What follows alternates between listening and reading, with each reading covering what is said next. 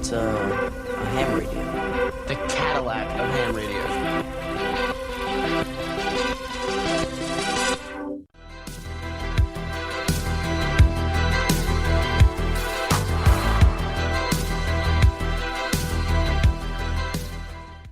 Hello everyone, welcome back to yet another episode of Ham Radio as Stranger Things podcast. We've got a great episode for you today as usual, but first, we have a little housekeeping to take care of, and I'm going to turn it over to Jasmin to let you know where you can find us on social media and where you can listen to the podcast. Thanks, Ashley. You can find us on Instagram at Ham Radio Media, all one word, on Twitter at HamThrough, on YouTube at Ham Radio Media, or using our handle HamRadio1983. We also have a Discord you can join, which is linked in the description of this episode. If you have a fan theory or question you want to share, you can email us at hamradiomedia@gmail.com. Ashley also has a fanfic on AO3 entitled Stranger Things College, which is also linked in the description. The podcast is available on all major podcasting platforms, including Apple Podcasts, Spotify, iHeartRadio, Amazon Music, and much more. If you like the show, please consider leaving us a rating or review. We have a lot of totally tubular stuff coming up, so be sure to follow us on social media to keep up with the podcast and all of our new content. Welcome back to another episode of Ham Radio as Stranger Things podcast. On today's episode, we will be recapping Netflix's TUDUM event, which was live streamed on the streaming platform this past Saturday, and we will be sharing our thoughts on some of the Stranger Things 5 content that was shared after the event, including the official Season 5 synopsis, cast list, our first look at some official production stills, and their release date announcement.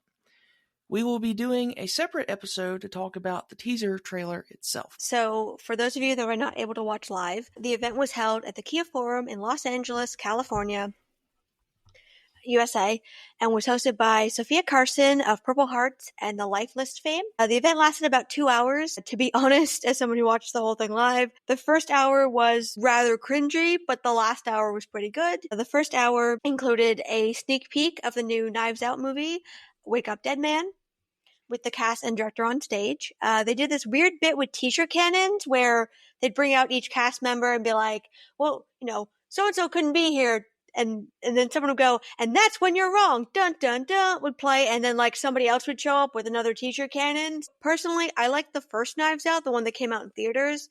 Couldn't get into the second one, couldn't get past like a few scenes in. Came across as very cringy to me, but if you love it, congratulations. I will say the trailer for that one did look pretty good compared to the last one. And then they did this thing where all of the bunch of Squid Game characters came out and did like a performance to open the show, and then the cast came out and they showed the trailer for Squid Game Season 3, and the cast of Outer Banks, Ginny and Georgie, My Life with the Walter Boys, and Forever were there. They did this cringy gag with the audience where they did like answering like fake fan questions. Like the idea was they were supposed to be questions from fans, but then it became obvious that these were things that like either the cast members had written or that somebody else had written for them. So it just kind of cringy in my opinion. Then the WWE wrestlers were on stage and they kept saying One Piece all the time. And then the cast of One Piece came out. They showed a sneak peek of one of the new characters. So that was cool. And then the Dallas Cowboy cheerleaders were briefly seen backstage. It was weird because they were advertised like they were going to be there like on stage, but then they were just briefly seen backstage like covering for somebody else while they did like this gag about spoilers, which was kind of odd. And they did this really dumb gag with Lily Collins from Emily in Paris where she like pitched Netflix executives on basically changing the names of their iconic shows. And then her last thing was basically the premise for TUDUM. And it was kind of weird because it was like, well, they've done this before. This isn't a new idea. So I get that's the whole shtick of the show. But that honestly came across kind of cringe to me. AJ McLean from the Backstreet Boys was there, and he shared a first look at the new show, Building the Band, which was Liam Payne's final project. It's a show of contestants building a band, but they can hear the person but not see them. So that looked interesting. And then there was also the teaser for Guillermo del Toro's Frankenstein, and some of the cast and the director was on stage. There was a trailer for Happy Gilmore 2.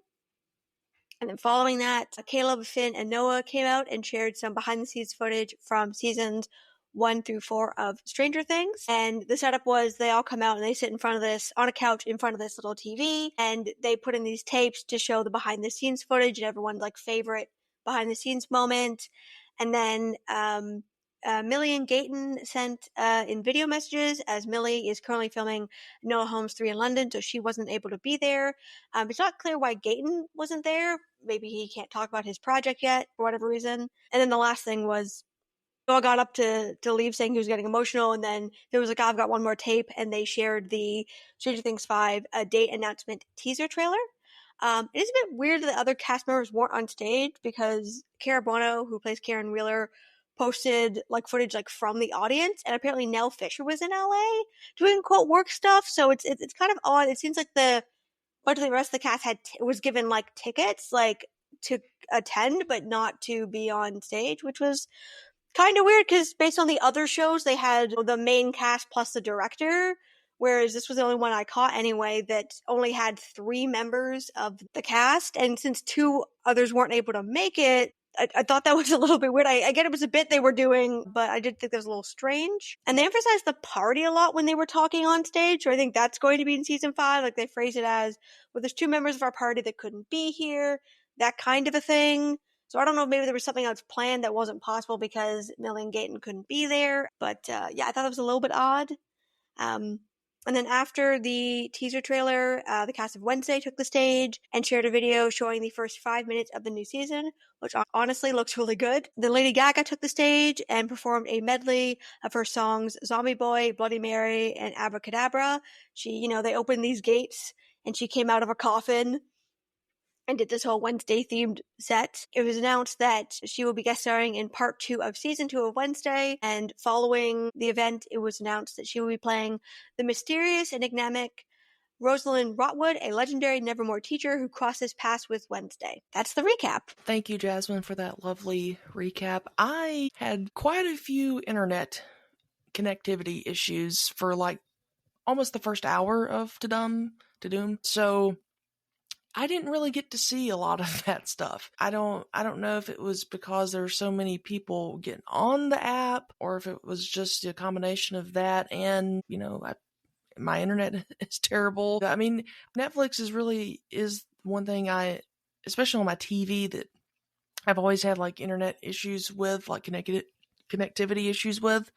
But I found like I eventually just switched to my iPad, and it worked for like the rest of the event, which was good because I got to see the Stranger Things stuff as it happened live. But yeah, I would be like tuning into what was like on the Twitterverse, things like that. And so yeah, I heard it was very cringe the first hour and that I didn't really miss much, but still, like, I wanted to be able to watch all of it. And also that first hour I was kind of getting worried because I didn't know when the Stranger Things stuff would be airing, or the Wednesday stuff, which is really what I wanted to see. And I was fearing that like by the time I got the internet situation figured out, it would have been bygone and I wouldn't have been able to see it live. But anyway, I did manage to at least get to see the Lady Gaga concert, which was really great. But yeah, like what you're talking about, with the behind the scenes stuff that they showed for the Stranger Things stuff, I really liked that. I thought it was really cool to see like the old footage from back in the day when they were all so young. And hopefully this means they've printed together that documentary, Jasmine, and what their favorite scenes were. And I definitely will say that I like Millie's scene. That's one of my favorite 11 scenes that she's ever done. It was very bittersweet, actually. My heart was pounding out of my chest when when the 3 boys were up there and, playing all the tapes and stuff. And I was like, okay, hurry up. Are we like going to get it or not? And then I was kind of worried that was all it was going to be, like just them doing that and then leaving. And then they started to do that. And I was like, oh my gosh, it's really going to happen. And then Finn said, oh, we got one more tape to play. And I said, oh, thank goodness. And so when they started to play it, we get our first look at Joyce and Will from season 5. And I was like, oh, this is it, And then they started, I mean, I know we're going to get more into this when we give our breakdown of the teaser itself, but for a few seconds there during the teaser, I was very concerned. But yeah, I really enjoyed what all I did get to see from TUDUM. I saw a lot of the red carpet stuff, and I must say, like seeing Finn, Caleb, and Noah there, I was like, wow, they're like young men now, and that's so weird, even though I did not start watching the show until season 3. I mean, they were still teenagers back then, and they still look a lot different now than they did then. So it was pretty bittersweet, seeing them there. But I thought they looked good. I thought they looked fantastic. And even though Gaten and Millie's were pre-recorded, I thought they, young woman, young man, and again, just so weird, seeing that. And yeah, I kind of thought that Kara and Nell would be on the stage with them. But I mean, I get it. Like, they're like the 3, originals. And I mean, Karen's been there from season 1, and so is the character of Holly. But in terms of, if we're talking about like screen time and all that, I mean, it makes sense why the 3 of them would have been up there. But yeah, I thought it was a good event overall. Yeah, I got to admit that when they started rolling the teaser trailer and you got Joyce and Will and the voiceover, and then they went into the clips, I had this moment where I was like, if this is going to be a clip show, I'm going to be so mad. Because I just sat through an hour of cringe. If all we're doing is a clip show here, I'm going to be really mad. But then they went into the new footage and I was like, oh, okay, we're good. But yeah, it is weird that they had like the full cast. Yeah, they had the full cast for most of the other shows. And I get that Stranger Things has gotten to be such a large cast that they can't do everybody, but or even just have Sadie up there. Like, I get that Millie and Gaten had other commitments, but since they knew they weren't going to be able to attend, it is a bit weird they didn't grab other people that were in attendance. I also thought it was strange we didn't get anything for Bridgerton. Like, I know we got that clip, like the sneak peek on May 14th, and that's great, but they didn't do last year, but the year before they did. Nicola Coughlan was there. They did all this stuff for it. It was a big deal. And it was kind of the inverse because you didn't really get anything for Stranger Things. You just got, Linda Hamilton's announcement, but that was it. So I was expecting them to do something for that. And I was telling my mom about this, and she was like, oh, did they do anything for Bridgerton? I was like, no, they normally do. So I did think that was a bit odd, especially since we don't have a release date for Bridgerton. And I mean, they've clearly finished filming, at least enough filming to give us a sneak peek of the ball. So I did think that was a little odd. And I don't know if it's because they just released that clip from season 4 of Bridgerton. They felt like, it'd be too much to do it 2 weeks later. To give more out. But yeah, I mean, I did think that was very odd. But also I thought I read somewhere that TUDUM was gonna last from 8 to 11, and it was only 2 hours. So I mean, they had a lot that they did. So I don't know if they felt like they couldn't cram all of it in.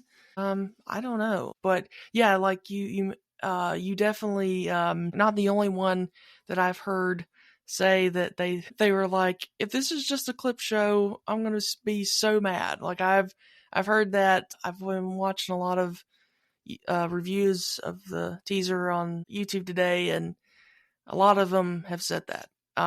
So we're all thinking like a hive mind. So that's good. We're all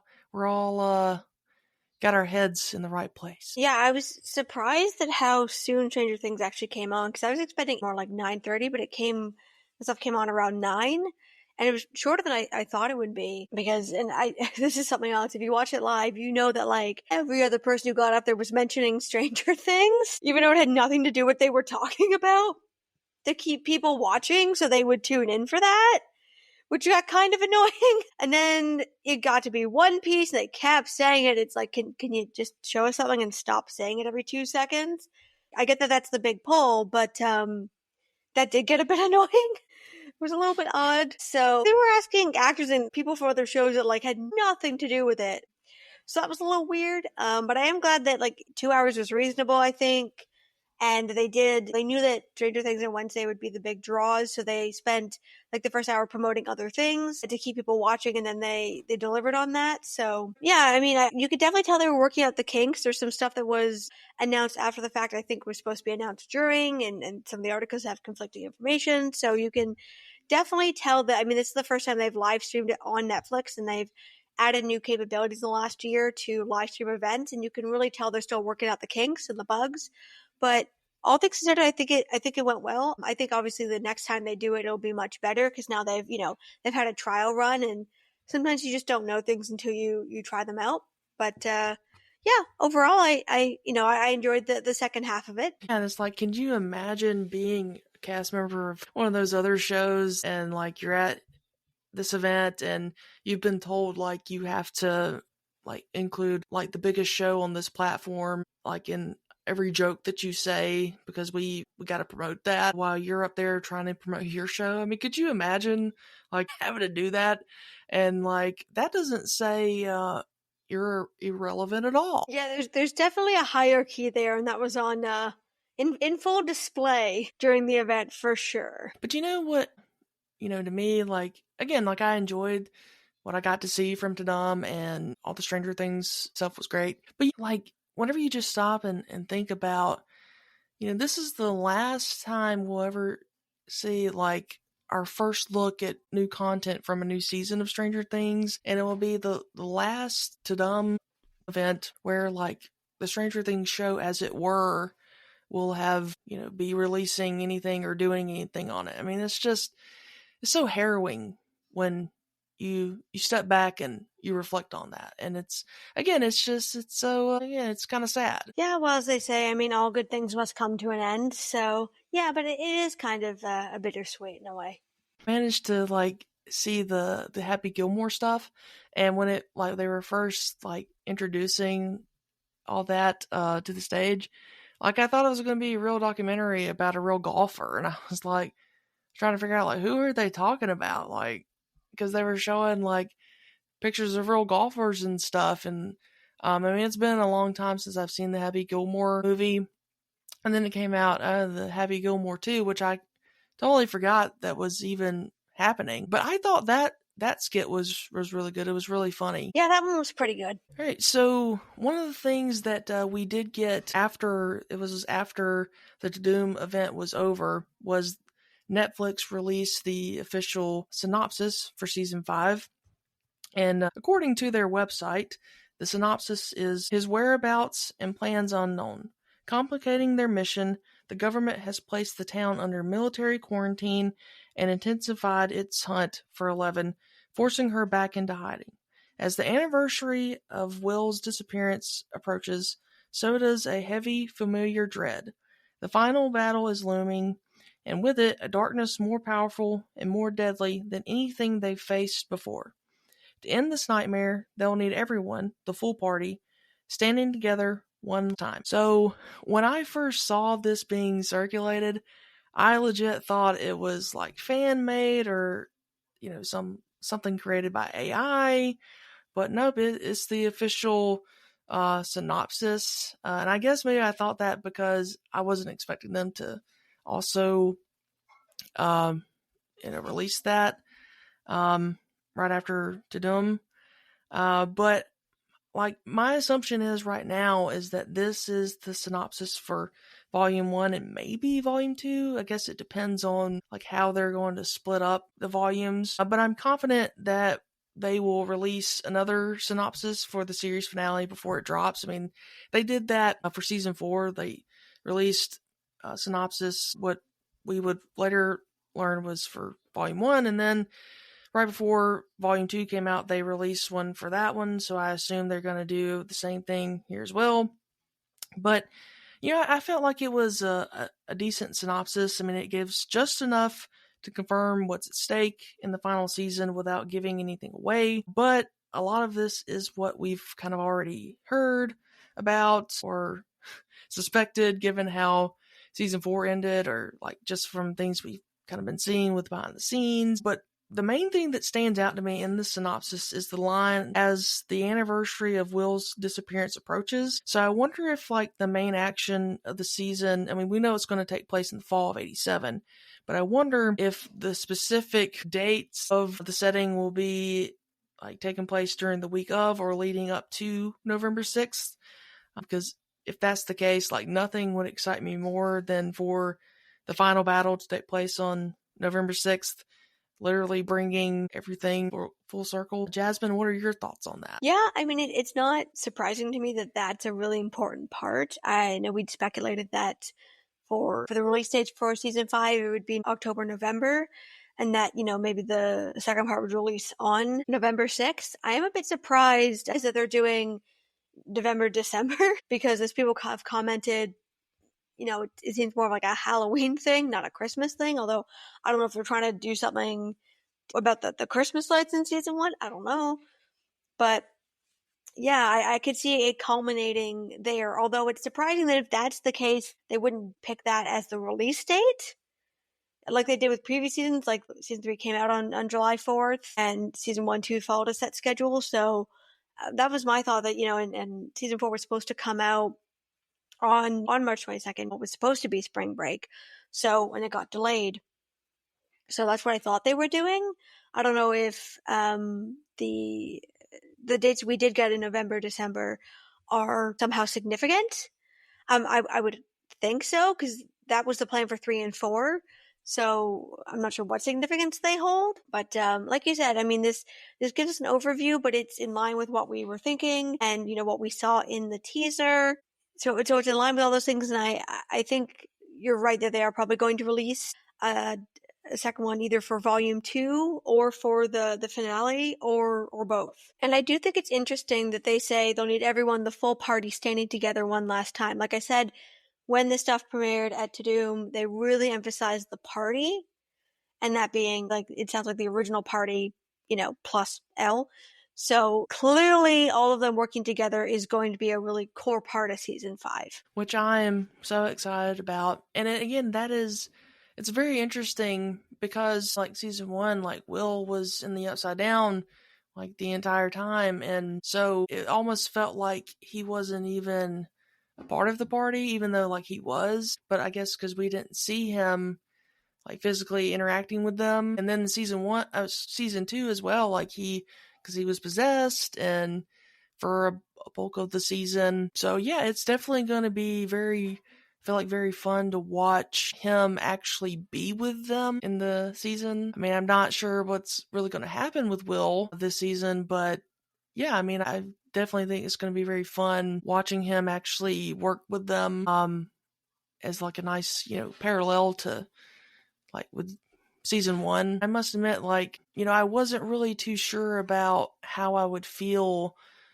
going into it with Will taking more of a central role in season 5, but just, like, the two things, like, especially that thing at the end of the teaser of seeing Noah's acting there is definitely, like, sparked a passion and for me going into season 5, and just gives me kind of a renewed hope that it's gonna be worth it, and it's gonna be something that's just good storytelling and entertaining. Because I mean, I don't feel like it's ever been a secret that Will is not one of my favorite characters.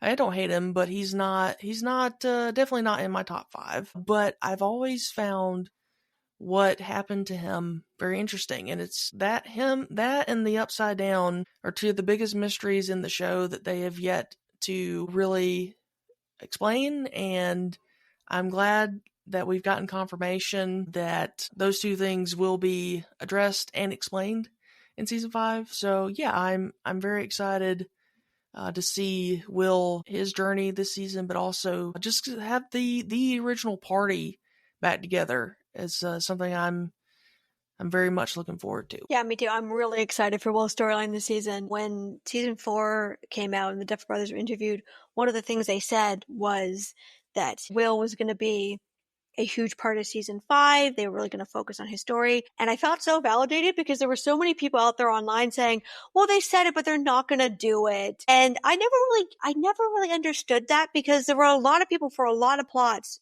specifically about things that Duff Brothers said in interviews that they said, or that came up in season 4, like the revival of Stancy and all that, where there's all these people on the internet being like, well, they said it, but they're not going to do it. And I'm like, that's just bad marketing, and it's bad writing to bring this stuff up and then not do anything with it. And I just felt so validated, because there were so many people being like, well, they're not actually going to do anything with it. And I was like, bullshit. Yes, they are. Like, I wouldn't say that to people, but that's how I felt. And just to see this, yes, he's going to be a huge part of this. Elle obviously is a huge part of it. And I'd said previously I thought there might be a team up there. What we're getting here is more what I actually originally envisioned based on what the Duffer Brothers had said, which is that you've got Will's storyline and Elle's storyline running in parallel. You've got Joyce and Hopper supporting them, and they're running in parallel, and like together there's whatever they got to do here has to be something to do with the two of them, which made sense to me because it started with them, right? The series starts with Will's disappearance, Elle escaping the lab, her helping them find Will, and them communicating through the void, and then Will comes back, she disappears. Like, that's how this started.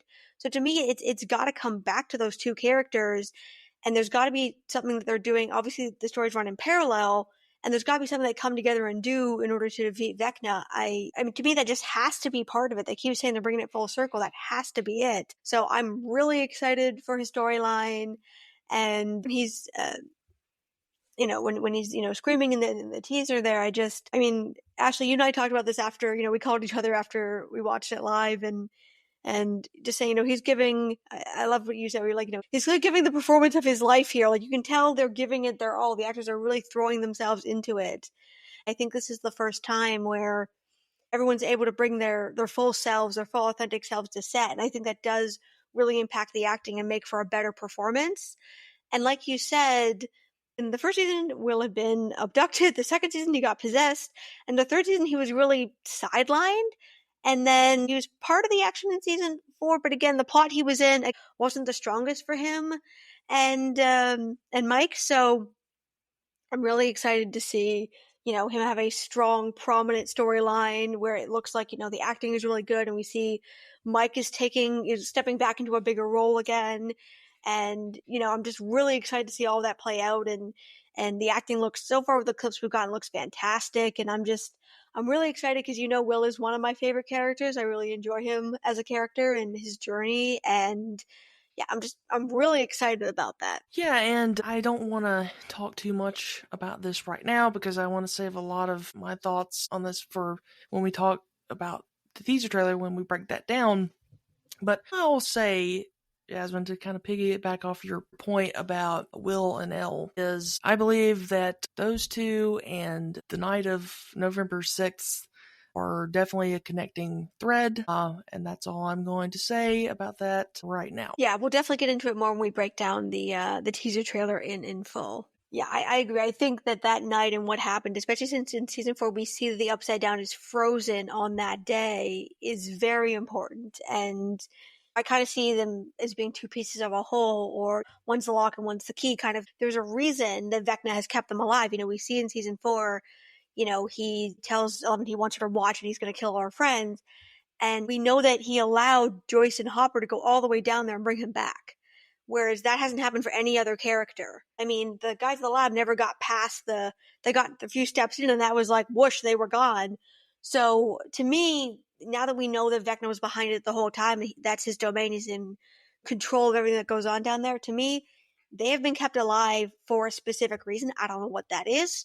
But whatever reason Vecna has kept them alive or not, not killed them outright, I think has to be important. And whatever caused the upside down to get stuck on that date, I mean, that has to be important to the final conclusion of the story and how they defeat him. So following the event, the cast list for season 5 was published. So we had our regular cast members that we knew were going to be there that were in season 4. And then, as previously announced, Nell Fisher has been cast to play an older Holly Wheeler. Jake Connolly will be playing Derek Turnbow. That's new information. So that's Turnbow is in the Turnbow Trap. That is one of the episode titles. And there is a scene in the teaser trailer, which we'll be breaking down later on, that does seem to indicate that that scene is from part of the Turnbow Trap and what that's about. And then Alex Bro will be playing Lieutenant Akers, and Linda Hamilton will be playing Dr. K. You know, I really wish we would have gotten character descriptions along with the cast list for these new people, but I guess for now we'll just have to take what we can get. But at least we know, like, who Linda Hamilton and Alex Bro and Jake Connolly will be playing, so that's a start. I find Dr. K's name very interesting. Like, is that her first name or is that her last name? But either way, it reminds me a lot of Keyes in E.T., the scientist there. And, you know, evidently she is a doctor now, whether that's of science or medicine. We'll have to see, though I lean towards scientist, maybe working with the military, maybe an independent, I don't know. But also, you know, like Jasmin, I know you said this, I believe, like after it was announced, sometime after it was announced that Linda Hamilton would be in the show. And like, I know we talked about this like some last year, but like you had theorized that, you know, what if she was like a geologist or something? And I mean, honestly, that it seems very likely now, I guess. And I would love that if that were the case, because, again, like she would be able to study the upside down. Yeah, I definitely think there's more to this character. And, you know, I remember we speculating, is she a military character? Is she something to do with that farm they've been filming on so much? Is she somehow connected to Murray in some way? Is she connected to Brenner of the lab? And then it seemed like she was going to be military, and she still could be. But it's like, well, she's a doctor again. Is it medical? Is it psychological? Is it PhD? Is it a combination of those things? I think more than one thing is possible, and I'm very interested to see what her character is like, because at first she's just playing a military character. I mean, she's good at it, but that's not really very interesting. And something I really enjoyed about when they've cast other 80s icons is it's a bit of a different role if you look at the other actors that they've cast. So making her a doctor, I think, is a little bit different than what we see her in Terminator. So hopefully it's more of a combination role where it's not just strict military. Because, I mean, she's great at it, but it's like, okay, been there, done that.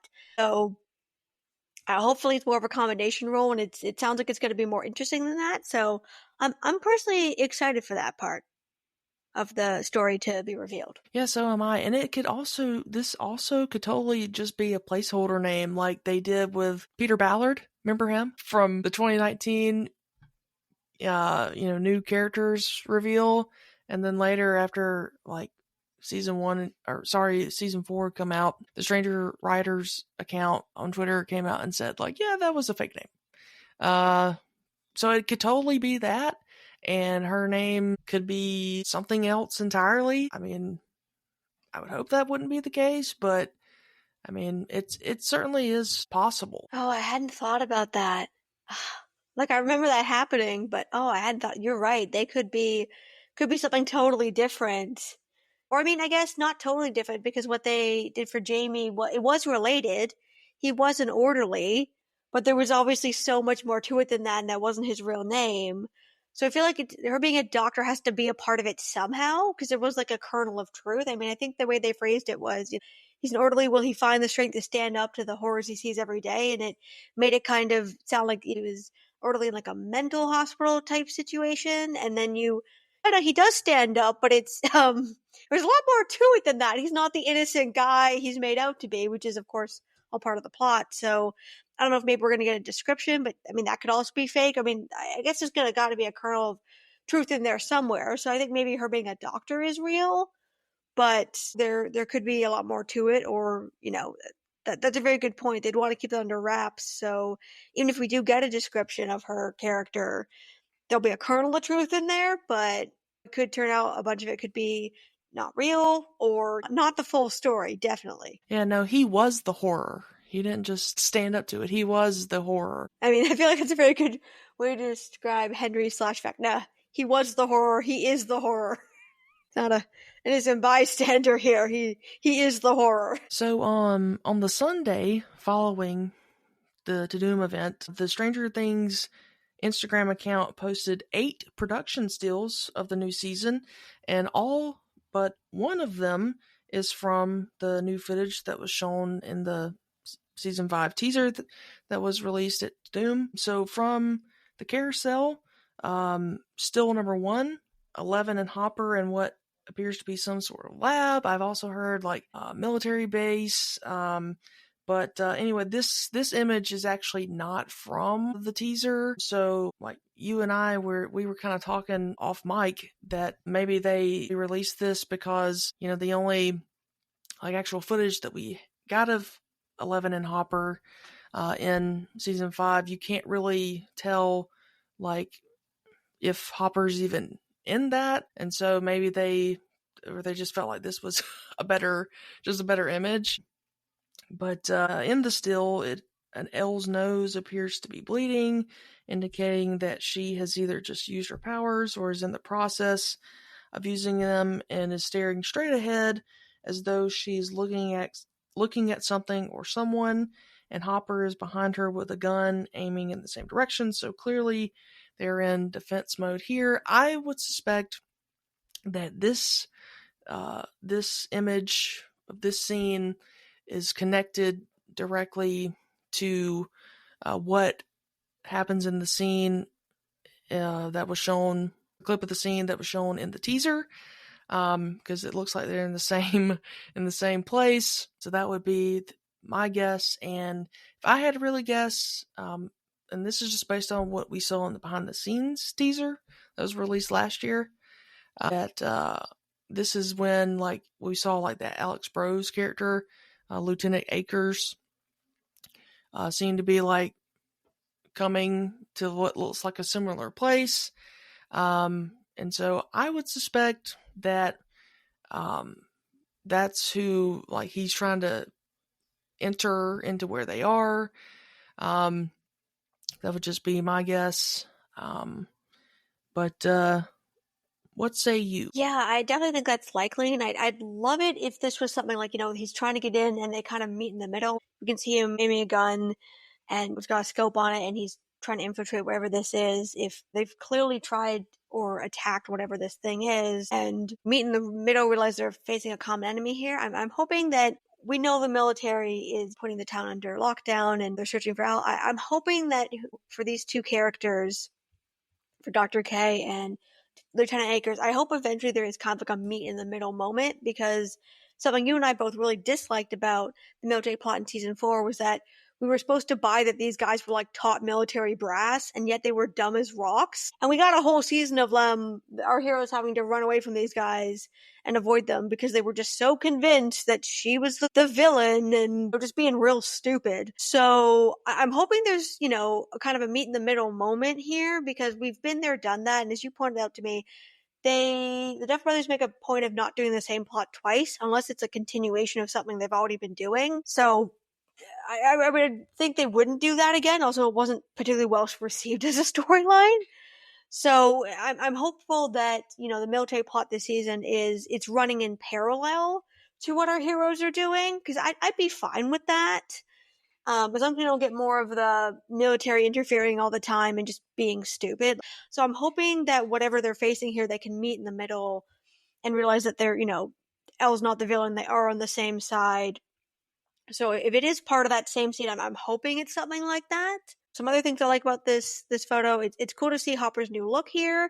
Honestly, it's growing on me. I wasn't crazy about what we saw in the behind the scenes, but I feel like it does look cooler, like in context, makes more sense. And now that we see more about the military aspect of the season, I think their outfits and their appearance is making more sense. And I like Elle's look a lot more here than I did in the behind the scenes. I wasn't crazy about this look, but I like it better here, and it seems to be more of a warmth thing. And what I'm wondering is, okay, this is the fall, but also we know the Upside Down is really cold, right? We know it's cold and kind of slimy.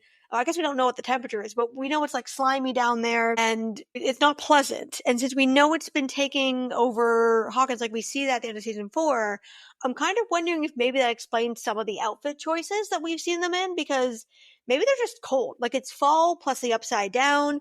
Maybe they're just like really chilly. Like maybe what they're trying to show us here is that it's affected the climate. And so that's why we see what appears to be Elle wearing sweatpants and then like shorts and a t-shirt over top of that and then a bandana. And Hopper's got multiple layers here. He's got a beanie. He's got what looks like a sweater. We've got fingerless gloves. We've got a jacket. We've got like then like a satchel. So everyone's very layered here. So part of it's obviously tactical, but I think maybe it's more of a what they're trying to convey about the climate, which if that's what they're going for, as someone who lives in a colder climate, we all wear weird stuff to keep warm. So if that's what they're doing here, I can get on board with that. That makes more sense to me now than it did in the behind the scenes. Out of context, it's just like, Jesus, what do they put them in? But it's making more sense to me now. And I really love seeing Elle and Hopper team up. Like we saw them at the end of season 2. And then they're talking the mall and stuff in season 3. So I really love seeing them team up. And, one of Hopper's issues we see in seasons 2 and 3 is he doesn't want Elle using her powers because he doesn't want to acknowledge how much danger she's in. And, he wants to protect her after what happened to Sarah, and he blames himself. So it's cool to see him get to a point where he's accepted that this is who she is. And rather than trying to fight it, they're working together, using those powers to their advantage. So I'm also really excited for that because I feel like it's a lot of growth for Hopper based on where we saw him in seasons 2 and 3. And we saw the beginning of that at the end of season 4 when they reunite and, she's talking about the door and I left it open 3 inches. And he's like, it's okay. It's okay. So I really love seeing the continuation of that growth with his character. Yeah, I wasn't too sure at the beginning if I would have liked his look for season 5 either, but I kind of had in the back of my mind went in behind the scenes pictures, but on screen it will look different. And I'm really glad to say that this teaser has confirmed that for me. I think the look looks really good for him. And so for just as a side note, before I continue reading all the other stills, I just want to let you guys know that stills numbers 2 through 8, these were all stills that were taken from the teaser. So the only one that wasn't was the first one, but the remaining 7 were taken from the season 5 teaser. But still number 2 is Lucas at Max's bedside in the hospital, which indicates she's still in a coma a year later. So I'm guessing we're going to see her in like Mindscape or Void scenes because, they must be, Sadie Sing's such an incredible actress. They must be doing something with her. But the fact that the plan for season 5 clearly changed after so much time had passed because of the strikes and everything, where I think the original plan was for everything to wrap up in 1986, whereas they've pushed it ahead a year now because the actors have aged, and that's just is what it is. I don't think the original plan was for her to be in a coma for a year and a half, but here we are. Something I did notice is that Max's arms and legs aren't in casts anymore. So it looks like her limbs have healed and they've cleaned up her face. So it does seem that her physical body has healed by this point, that it's more of a mind thing. Clearly Vecna has her stuck somewhere, or she's hiding from Vecna. So it appears that her plot is going to take place on another plane this season, and I would assume that at the end of the season we're going to see the conclusion for that, because as the synopsis says, their goal is to find and destroy Vecna.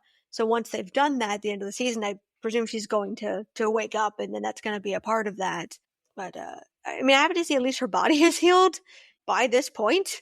That's nice to see. So in still number 3, Dustin and Steve are in the Upside Down. We don't yet know the location, but it looks like either Hawkins National Lab or maybe the radio station. But what is clear is they are looking up at something with somewhat perplexed looks on their faces. And Dustin also appears to have a bloody lip and a bruised up face. Yeah, a lot of the cast looks banged up in this. Like, people comment that Mike also looks like he's been injured. And we know that Dustin gets beat up at some point by the guys on the basketball team. So A lot of people getting beat up, and we don't know when the quarantine starts. I mean, we all went through COVID, being cooped up for so long. People can only take so much if they're just taking their frustrations out on each other, or if this is monsters, or, bad guys, or them just like falling or injured in the process of doing something. So I'll be curious to see what that looks like this season, because normally it's just Steve that's getting beat up. Normally the rest of the cast is spared. And what's interesting is I don't know if we've gotten any footage of or stills of Steve getting beat up, or like his face being all bashed up. Have we, Ashley? I don't think so. Yeah, I mean, what's going to happen, because that's a running joke every season. But yeah, that's interesting. Everyone else's face is bashed up. It is right now. Some things I noticed in this scene is that Steve appears to be holding what looks like a bayonet in his hand. It looks like there's a knife on the end of it. What could be a scope, which is new for him. He normally just has the nail bat, and that's it. I'm still hoping the nail bat makes a comeback in season 5. I missed that thing. I would have liked to have seen it in season 3, so I'm hoping it makes a comeback one last time. And I'm wondering if this is part of the same scene where Steve, Dustin, Nancy, and Jonathan drive to the Upside Down, or the one where they're standing next to the glowing red light. Dustin's outfit looks similar to the one where we see next to the glowing red light, so it could be one of those scenes. It's kind of hard to tell with Steve's outfit because of how dark it is. And we see he's been beat up, so we don't know if that's somehow related to the basketball guys or something else entirely. We're not clear what the timeline is here. So I'm really curious to see where in the timeline this scene fits in. In the 4th still, Mike is standing in front of some new kid characters, shielding them from something. Joyce is behind them, looking like she's holding Will or hugging him. Like, almost looks like she's kind of holding him up. But whatever it is that they're looking at, it's Mike looks terrified and the kids look amazed. Yeah, and you know what I just noticed? I'm looking at this again, and there's another person in this shot. There's like what appears to be a military guy who's like passed out on the floor behind them. So it looks like he's either dead or unconscious. So I don't know if he's been attacked by something or they've taken him out, but I just noticed that there's a guy in like camo military gear who's like on the floor behind them. I hadn't noticed that either until you literally just brought that up. Yeah, I hadn't noticed it till right now, but like they're clearly at some kind of military base based on the background. And this guy tried to stand up to whatever it was and he got taken out. But yeah, Will looks like he's collapsed and Joyce is like holding / kind of hugging, dragging him. And we do see that scene of Will screaming in the teaser. So I don't know if he's telling them to run and then collapses, because it seems very strangled to me. And I saw people online point out that Mike's face looks bruised on his one cheek, so he's been injured somehow. And then you can see the new character of Derek is behind Mike on his right, and he looks like completely terrified. And I feel like they're in between like befuddled and like confused and terrified. This has to be like a monster or something for the Upside Down, because they've clearly never seen something like this before. And then there's a girl on Mike's left who, guessing based on their ages, I would assume that Derek and this other girl are Erica's friends, because they look like they'd be around the same age as her. And then there's a younger girl kind of half in the frame beside Derek on the right, and she looks younger, so I'm guessing this is a friend of Holly's, or perhaps a sibling of one of these kids. So I'm wondering if maybe the plot here, as we've speculated that Holly and Erica go missing at some point, and that these are their friends and they've come looking for them the way that everyone came looking for Will in season 1, and that while they don't want these kids in danger, they know they're not going to stop looking the way they wouldn't stop looking for Will when everyone else gave up. The party kept looking and his family kept looking. So I'm wondering if that's what this is. I will say one of my immediate reactions, I said this to you on the phone, Ashley, is, okay, so we've got time to introduce all these new characters. Where's Will's love interest, man? I've been holding out hope for that one. And it's like, okay, he can fight monsters and find love too. Everyone else in the cast gets to do that. Like, all the other characters get to do that. Like, where's his love interest? Like, where's his love story? Like, justice for Will, man. Well, we must also keep in mind that there were 2 characters that I will not name here that were not in this teaser, but we will talk about that when we break the teaser down. So I guess that is the answer in which you seek. Jasmin. I mean, I'm still hopeful. I mean, I think it'd be kind of a sad or kind of a lame ending to have stretched his coming out for 4 seasons and then have it just be, well, he was in love with his best friend and his best friend was in love with his sister and Will wound up alone, or some lame crap where it's like right at the end, or he shows him the epilogue with a boyfriend or a partner or something. I don't know. I'm hoping for more than that, and especially since Will is going to be a prominent part of the season. I'd like to see his coming out, and I'd like to see him meet somebody, maybe the kid of someone who's there as part of the military efforts or the relief efforts, because it's got to be somebody new to the environment, just based on Will's reputation as a zombie boy, a nerd, part of the party, and everyone thinks his friends are in a cult. I feel like he'd have a hard time finding love with somebody who knew who he was already. Like, I feel like it's gotta be an outsider. So we'll talk about that more when we break it down. But yeah, that was one of my key reactions. I think what's telling about this trailer is what's there, but also who's not there and what we don't see. I think is just as telling. Sometimes it's not always what is being shown. Sometimes you got to be able to read between the lines, you know what I'm saying? For sure. And then after that, in still number 5, we have an iconic shot of Joyce holding an axe standing in front of what I believe is a door.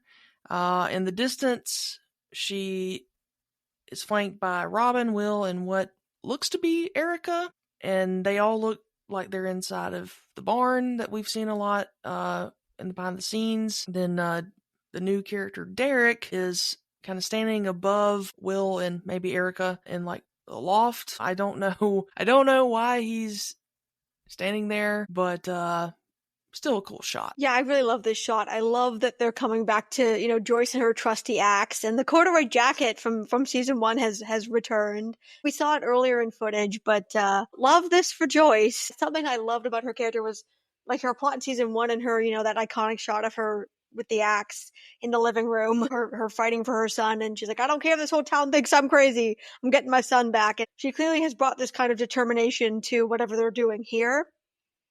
And I love that. And I think this is a really interesting shot, especially since you can see Derek standing above them. To me, what this must be is the turnbow trap. And since we know that's Derek's last name, I think he's up there. We saw that behind the scenes shot of Mihawk jumping into like what looked like a bale of hay on the floor. I'm guessing that they're expecting something to come through this door, and that he is like the turnbow trap is they're setting Derek up to be part of the trap. And then once whatever this is comes through the door, they're going to attack it, and he's up there kind of as bait, but they've got him up there, and I'm guessing maybe there's a trap door or something that will release him so he falls and it can't get him. When we first heard that, I thought maybe it referred to something that was part of a D&D campaign, or Turnbow was like a name for something. I didn't think it was going to be a person.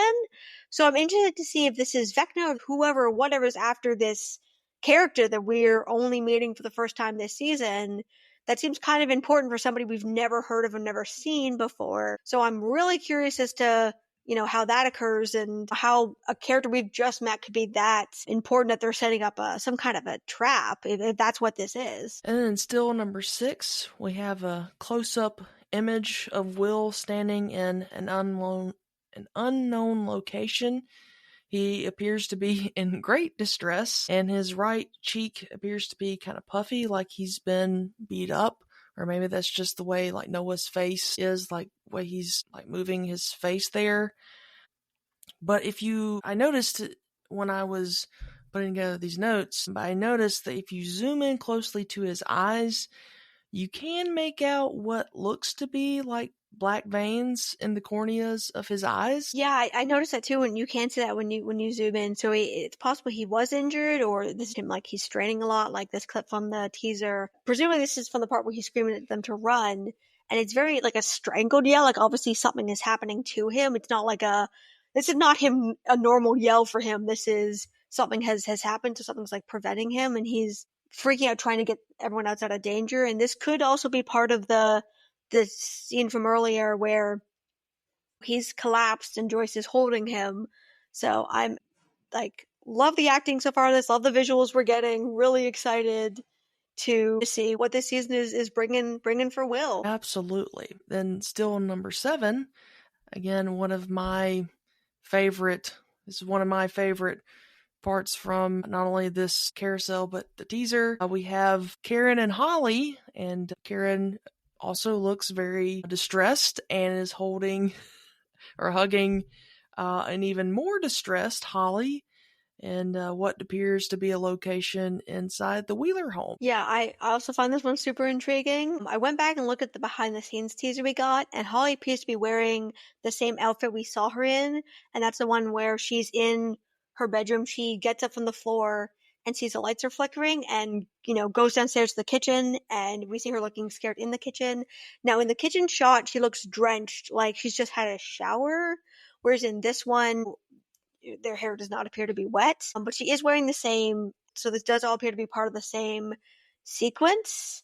And to me, this felt like a real parallel to the scene in season 4 where Karen is holding Holly as the earthquake happens, and, trying to shield her from, the falling debris and the shaking and everything, what's happening.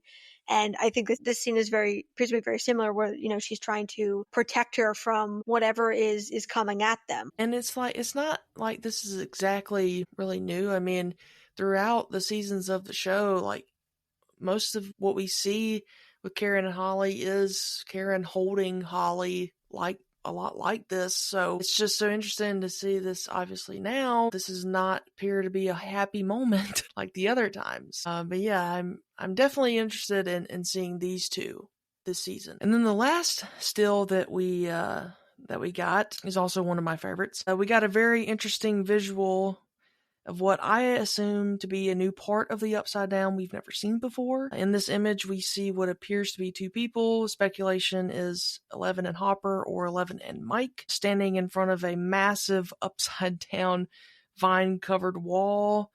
They are holding flashlights, shining them on the wall as though they're looking for something. Plastered on the wall are some very nasty looking mucus plugs. It's like the best way I know how to describe it, but they look very nasty. But where the people are shining their flashlights does appear to be the center, and it looks almost like a gate in and of itself, or at least like an eye shape mucus thing.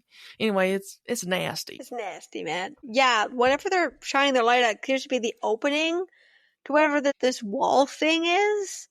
And you're right, it could be a gate. I don't know, it kind of reminds me of when Elle went through like the mucusy stuff to get back into the school at the beginning of season 2. It looks like an upgraded version of that, but man, the Upside Down has really grown, like even just from 1 to 4, but this is next level. And we know they do a lot of stuff practically, so I would imagine they probably did part of this practically and then replicated it, or they did maybe the close-ups practically and a green screen. But however they did this, I mean, it looks nasty, but also very interesting. This is what the Upside Down has grown to. I mean, this is a lot for our heroes to handle. That's pretty big. I mean, they talk about the mother gate in season 4, but that looks like the mother of, if that's a gate, that's a mother of mother gates. Yeah, and I will say, I think the quality of the season just so far looks amazing. The practical and special effects we do see a little bit in this teaser, and then the stills look amazing, and you can tell they've put a lot of time and money into making it look really cool and interesting. And I mean, that part of it has always been really cool visually. That's always been something this show is really strong in, but this just looks like next level. And honestly, compared to season 4, I'd prefer that, something where they put the time and the energy and the budget into everyone's in Hawkins, they make it look as cool as possible.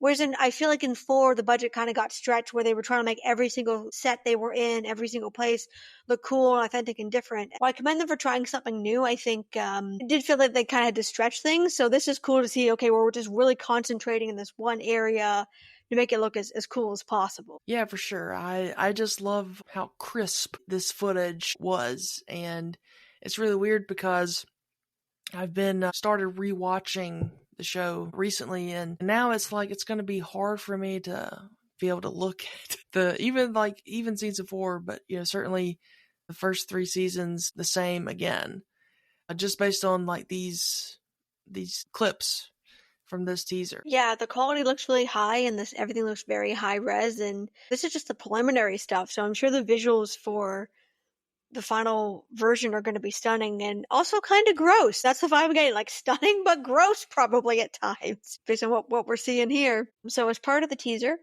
we got the release date announcement. So Volume 1 will be dropping on November 26th, 2025.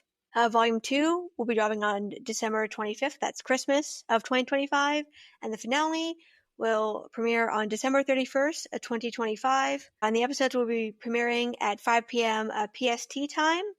And the latest information from TUDUM is that 4 episodes will be released on the November date, 3 episodes on Christmas, and the finale episode will be on New Year's Eve. Release dates, finally! Hey, call your families and tell them that you will not be seeing them over this holiday season, but that you love them. Just do it now.